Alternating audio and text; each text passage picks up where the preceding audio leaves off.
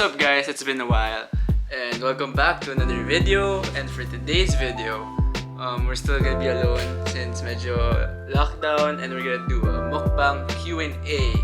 So let's go!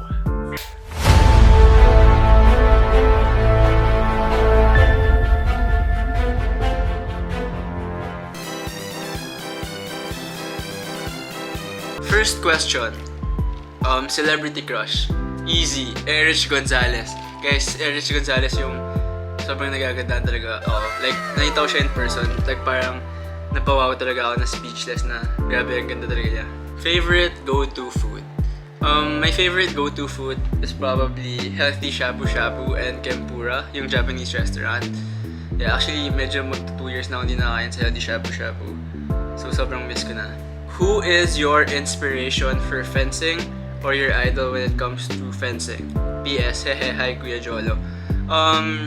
Hi, first of all. My idol is actually from the USA. His name's Jeffrey Tourette. And I feel like siya yung magiging best fencer dapat right now in the world kung di siya nag-Harvard. Pero nag-focus siya sa studies, which I think is right naman since fencing's not forever and knowledge is important, I guess. Yeah.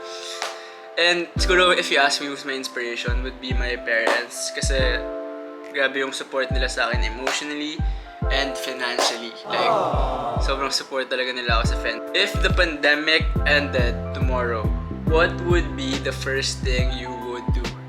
I would probably see my friends. Kasi wala,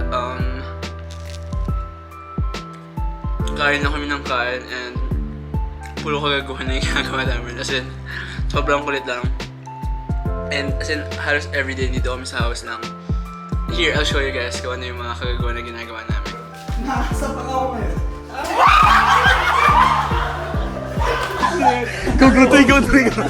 Go.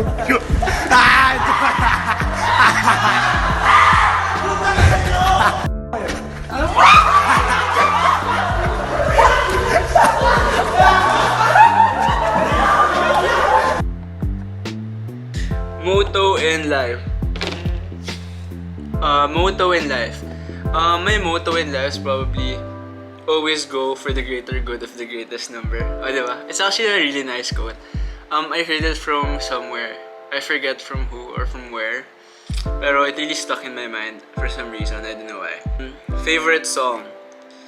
Wala talaga akong favorite song. Pero I have favorite artists like per week. Like last week, si Ariana and si Sia. And this week, si Billie Eilish. Like, sobrang trip ko kasi guys yung nanonood ng live performances. And parang mas na-appreciate ko siya more. Like si Taylor Swift guys, sobrang galing niya live. So yeah, check her out. Or if you guys wanna ask me kung sino yung mga galing or ano yung mga gandang videos. Or kahit sa The Voice guys, you guys can DM me or whatever. I'm gonna recommend to you guys like mga good videos. Like if bored kayo or something. It's really nice to watch those videos. I don't know, for me. Netflix Ricos. I recently watched lang yung, like yesterday lang, yung Chef. And the other day, Uncut Gems. Actually, iba yung mood niya. Yung Chef medyo light. And yung Uncut Gems medyo heavy. And they're both nice. So yeah. Height. I'm actually 5'9". Dahil show lang. 5'5" lang ako.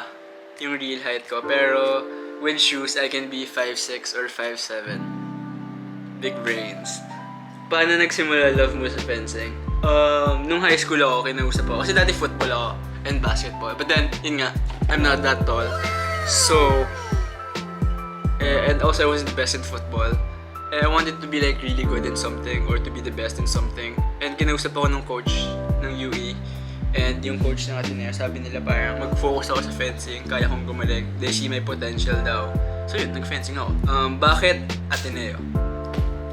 Wala parang it's like home to me na. Like parang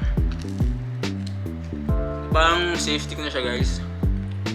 Or parang, comfort zone. Like gets ko naman na parang, di ba, minsan better if you don't stay in your comfort zone. Pero wala I really felt like home in Ateneo and that's where I wanted to study college. Pet peeve. My biggest pet peeve is probably yung mga entitled and privileged. Like, I just saw a post like yesterday na sobrang privileged, na sobrang entitled, na sobrang inis talaga ako. Like, buong araw, as in, yun lang yung pinag-uusapan ko with my friends. And sobrang, ewan ko guys, as in, laki ng God ko sa mga entitled talaga, at sa mga privileged na tao.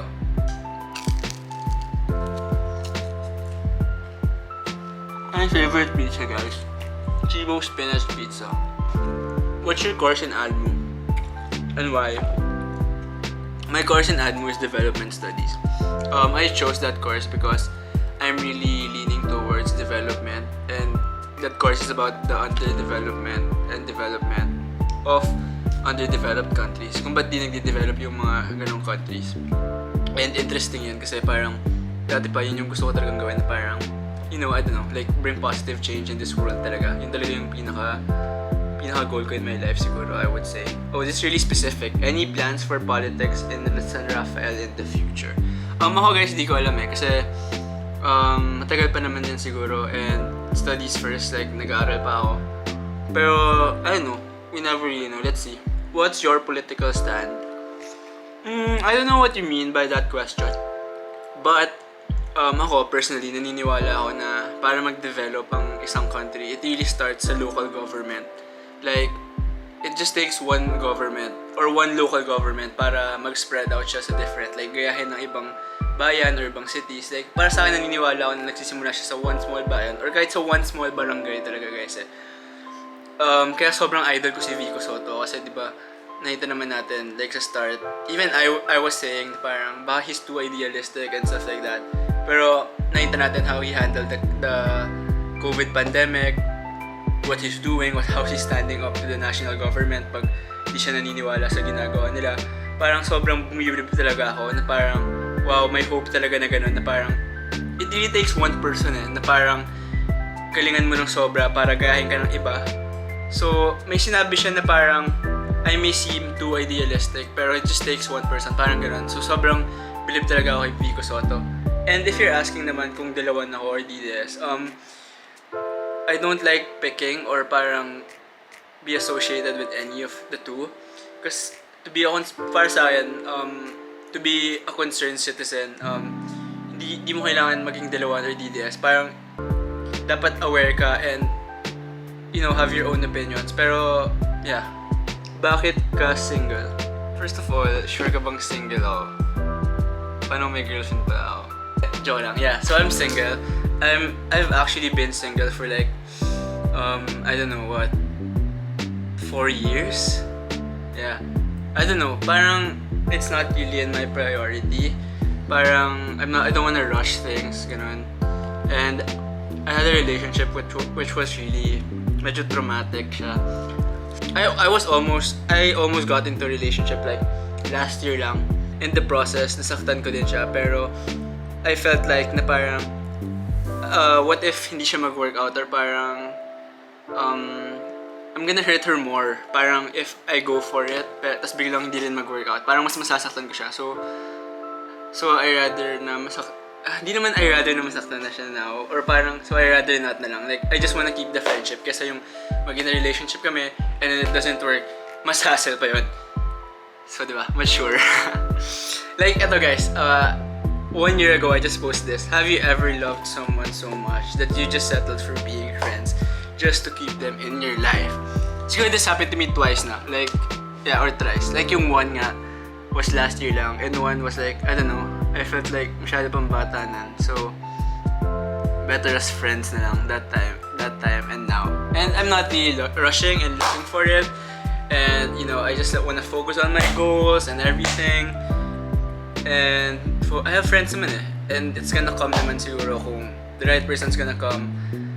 Or kung meron kang i-introduce sa akin, you know, you can DM me at Jolo Viceo if you guys have suggestions or you guys want to introduce me to someone. So yeah, that's it for today's video guys. If you like this video, hit that like button, comment, and subscribe.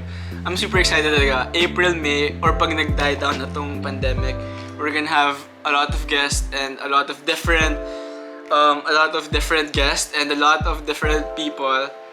I'm gonna shoot a video with my prom date, so stay tuned with that. Peace!